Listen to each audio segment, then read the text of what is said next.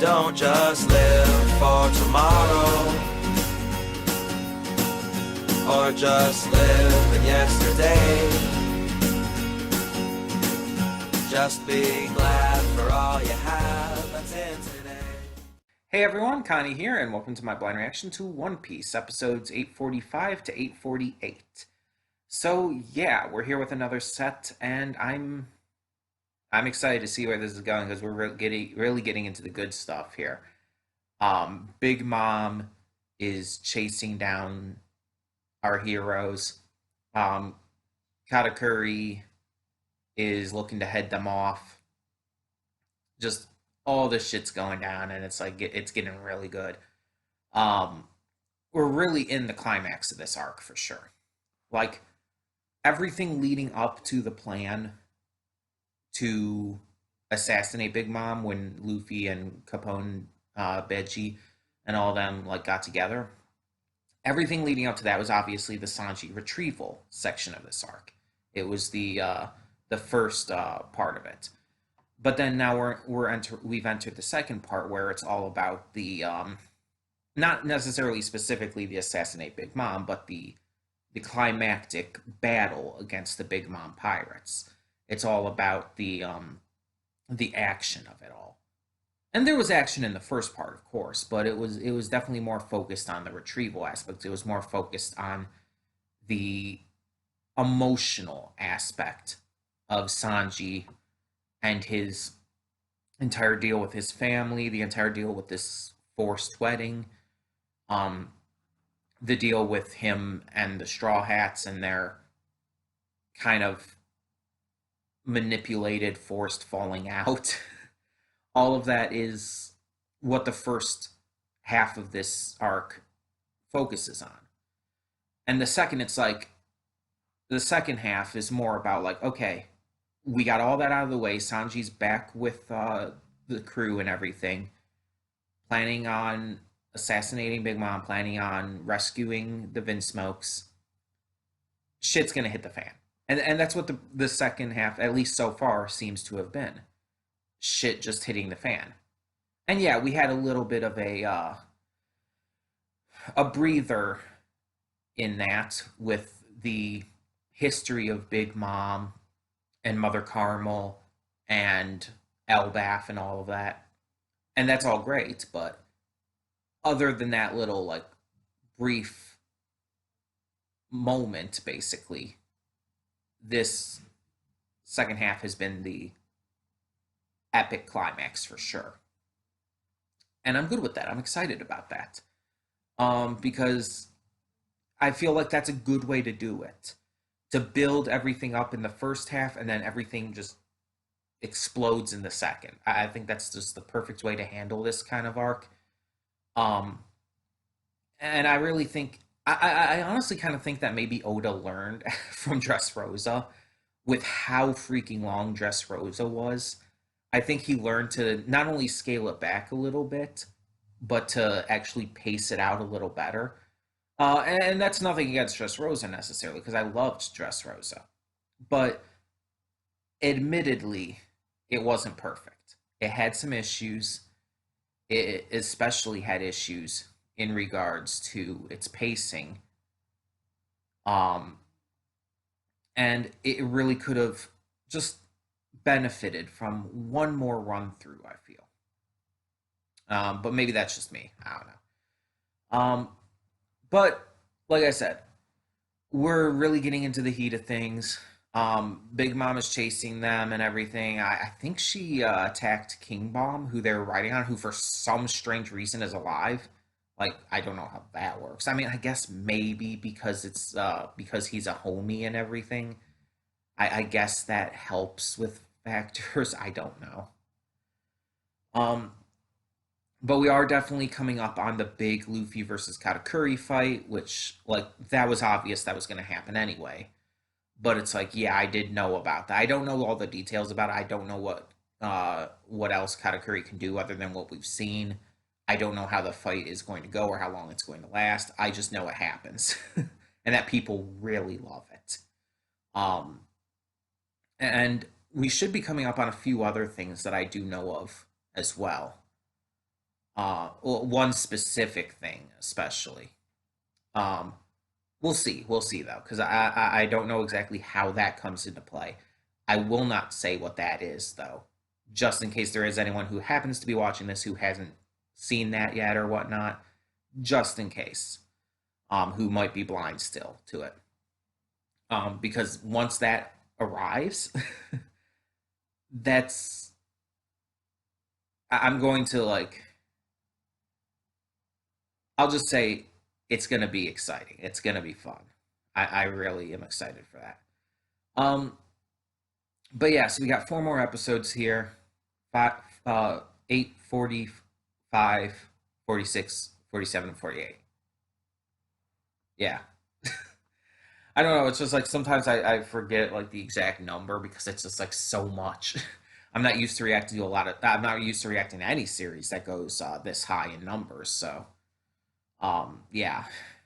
I mean, even the like longer running series that I have reacted to in the past, like Adventure Time or Regular Show, even they didn't get this far, obviously. But yeah, either way, I am excited to see what we get this time and exactly how things progress even further. I know Pudding was going to be working to make a new cake to try and satiate Big Mom. I, and like all our heroes had already escaped and everything. Caesar got his heart back, is trying to make everybody care that he's going to leave. It's like, oh, I'm leaving now. Notice me, but I'm leaving now. And it's like, oh my God, shut up. Just go. No one likes you. Just go. You're not actually a part of the team. Just leave. Um, and yeah, I would like to see some of the other members of the Charlotte family get some more action in. And yes, that a lot of that feeling comes from I want to just see more of Amand. I'll be completely honest there. But also like there's so many members of the Charlotte family. It's like there's so many that I want to see. Um, I just want to see more of in action. And it's like I understand with the family being so big that you can't show off everyone, but it's like there's just there is room to show off more of them, even if just a little. And I would really love to see that. But we'll see how it goes. We'll see what happens going forward. Um, and yeah. Another thing. The Big Mom Pirates had attacked Gamma 66's kingdom, floating kingdom ship thing. Um, and the Vince Smokes have come to defend it and everything. So they've been working on that. Um, but yeah, yeah. Anyway, we're just going to get on with this. So when the screen fades to black, pause this redirect and go to the description below.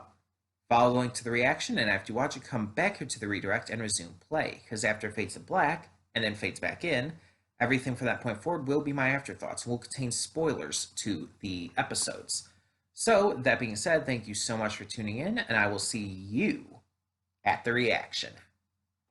And we are back, and we begin with spoilers in 3, 2, 1, now.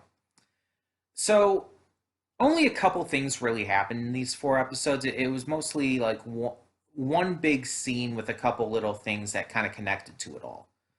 Um, so let's start with the little two side points first. So first, Brooke and Chopper. So Brooke and Chopper are heading to the shark submerge, and when they get to where it is, they find the river covered in heavy cream from when um, the chateau crashed. Chopper, being Chopper and loving sweets as much as he does, ate all of the cream and uncovered the shark submerge, only to find it was also filled with cream somehow. I don't know how that was supposed to happen, but okay. Chopper ate the cream out of there, and they went on their way. They managed to get to the ship where they found it invaded by Katakuri, Perospero, and the homies and soldiers of the Big Mom Pirates. They fought back, but in the end have both been turned into what Perospero calls the Candymen, um, which basically means he covers and fills up an enemy with candy, giving them 3 minutes to live. Um, so yeah, they did well, but definitely were no match for Perospero. Um, Katakuri didn't do anything; he just kind of sat there. The second little side part was involving Pudding and Chiffon. So Pudding rode Rabian, the magic flying carpet, to where Capone Beji was. She asked for help from Chiffon to make the cake in order to stop Big Mom. We knew that this was already going to happen. Chiffon ends up agreeing, um, and their goals kind of align as well. Their other goals. It's not just to satiate Big Mom. We see that Pudding wants to save Sanji, and Chiffon wants to pay back Nami for befriending Lola. Beji is worried, which is great. As I said in the reaction, it's awesome to see how much he does truly love Chiffon, and how worried and scared for her he was. Like, that was just fantastic. And it really just helps build Capone Beji as just such a great character. And again, I've said it before, I'll say it again, Oda is phenomenal with his characters. Um, but either way, they head off and they meet up with the gang in the forest, where Pudding starts to have this kind of identity crisis. Like, she keeps switching between her true romantic feelings for Sanji and trying to help and everything, to basically the kind of like this the evil, like, guise she's kind of put on for all these years because of, well, how she was raised and everything, and how poorly she was treated even by her own family. So she kind of became this messed up person through necessity. And so she's kind of switching back and forth between them, having this identity crisis. Um, but she even admits when she's called out on it, it's like, I didn't mean to say that. It's like she's subconsciously just going back to that kind of mindset because it's what she's lived with and grown up with for her entire life. And that's actually really sad when you think about it. Because because of her mother treating her like a freak, her family treating her like a freak, everyone doing so, she had to grow up to kind of become cold and heartless to fit in and to, well, be found useful enough to, honestly, with this family, survive. Um, so the fact that she keeps switching back to that personality shows that it's so ingrained into her that it's hard for her to just leave it behind. It's hard for her to just become someone new. And obviously, to a less extreme degree, this kind of thing does happen in real life. People are raised in such a way, like they grow up to be such a specific person, that even when they want to change, it's hard for them. It's hard for them to just become a different person, even if their mindsets have altered. They've grown up in such a drastic way that changing themselves to such a big degree is changing everything that they've been conditioned and can even condition themselves to be. And it's hard and it's sad. And I've been there because I've had to relearn a lot of shit myself. I've talked about before, I used to be horrible. I used to think horrible things, say horrible things. Um, I was extremely bigoted in a lot of ways. And I had to relearn that, and it wasn't easy. And even now, I still like slip up every time and time again. It happens, but I keep working to change that and change myself for the better, for the sake of others who I have hurt in the past. So yeah, it's hard, but you see that she is trying. So they recruit Sanji to help them go to Chocolate Town, where we actually first met Pudding. Um, and they're going to go there to bake the cake ahead of time to stop Big Mom, while everyone else continues on their way to the ship and then eventually to there as well. Um, so yeah, then we have, of course, the main thing, which is everyone running away from Big Mom. So it continues where it left off with them on King Bomb and all. They're continuing to run away, but eventually Prometheus attacks, and this time King Bomb is dead for sure. They try to get away really well, and Nami even helped convince King Bomb to help even further by talking to him about his fiance, Lady Tree, which that's a thing. Okay. Um, but eventually it was just too much. Prometheus caught up and he couldn't escape, and he's very dead this time.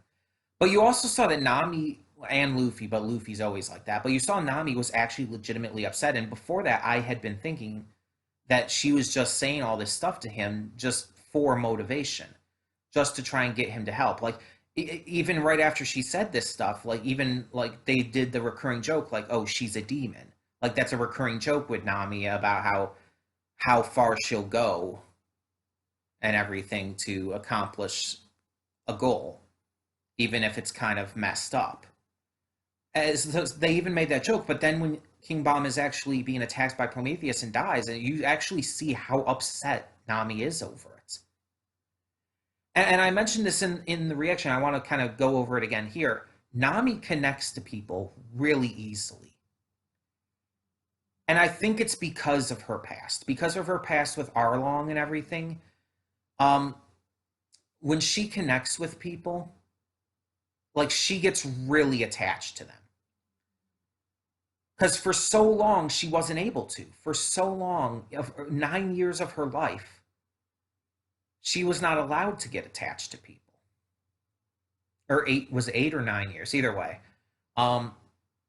For almost a decade of her life, she had to trick people to fake connections and everything to try and steal their treasure, just so she could free Kokoyashi Village. And now it's like you go from that to her friends in the crew saving her and everything, and she became so freaking attached to them, it's not funny. It's like they are her family.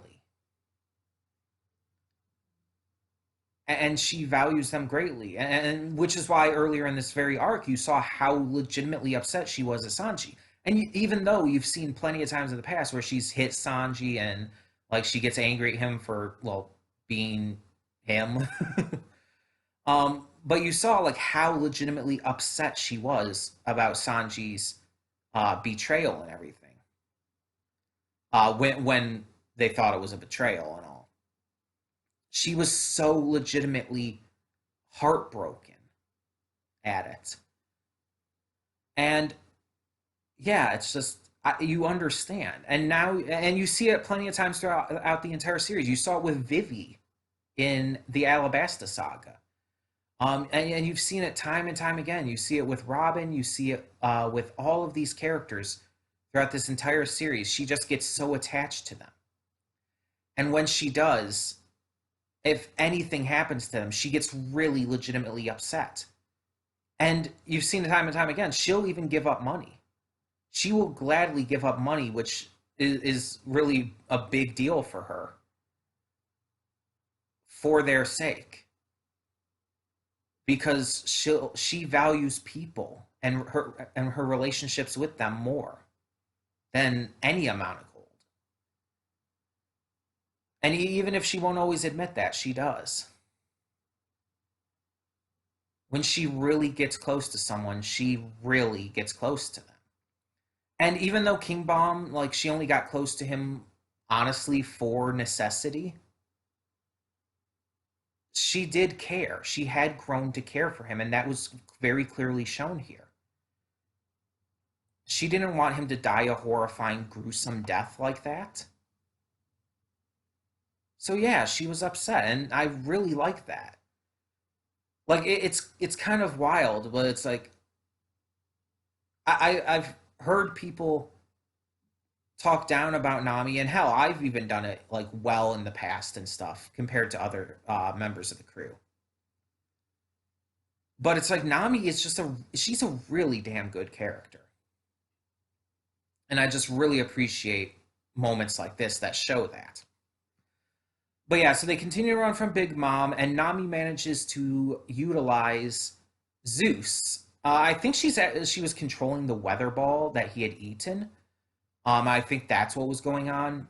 How she controlled Zeus, but she used Zeus to amplify her lightning and cause this massive lightning strike on Big Mom. And it didn't manage to do much of anything, but still, it was impressive. um, and Perispero thought it was like a sign that that Big Mom had used Zeus to take out everyone else, but no, it was actually kind of the opposite idea there. So they continue to run. They eventually get out of the forest at the very end here, still being chased by Big Mom, of course. Um, but at this point, they're going to rescue Brooke and Chopper on the ship, and they're probably going to get away. I would assume so, but I don't think it's going to be quite that easy. They're probably going to still head to Chocolate Town and everything because Big Mom's still going to chase after them. It's going to be insane. And we haven't even seen the fight with Luffy and Katakuri yet. So it's like, we know Katakuri's on the ship, so that's probably coming up soon. Um, yeah, it's just other than that though, not a lot actually happened in these episodes. That was pretty much the gist of it. Um, yeah, you could go further into detail about every little thing, but it's like really there wasn't much else to actually actively discuss, at least from my point of view. Um, I really already talked about everything I felt I needed to. I'm very excited to see where this all goes, though, where this all ends up. I'm excited to see the fight between Luffy and Katakuri. I'm excited to see the big moment I've been waiting for. I briefly talked about it in the pre-thoughts. Again, I won't spoil it, but I'm excited as hell for it. And I'm just really interested to see how they eventually get away from Tantata Land. I guess we'll find out. So, as a reminder, in November, the date is not 100% set yet, but I'm kind of leaning towards I think I was leaning towards the second or third week of November. I'm planning on doing another One Piece week, which means it'll be a week of pretty much nothing but One Piece videos. It won't only be reactions, it'll be other videos as well, but I'm just letting you guys know about that ahead of time. Um, and obviously, there will be another announcement before it actually happens that'll have all the set in stone details. So you will have notice and everything. And it'll just be 1 week. After that week, everything will get back to normal. Um, so yeah. Uh, Either way, tell me in the comments below what you thought of these 4 episodes of One Piece, and thank you so much for tuning in. For now, I'm Connie, and I'm signing off. See y'all next time.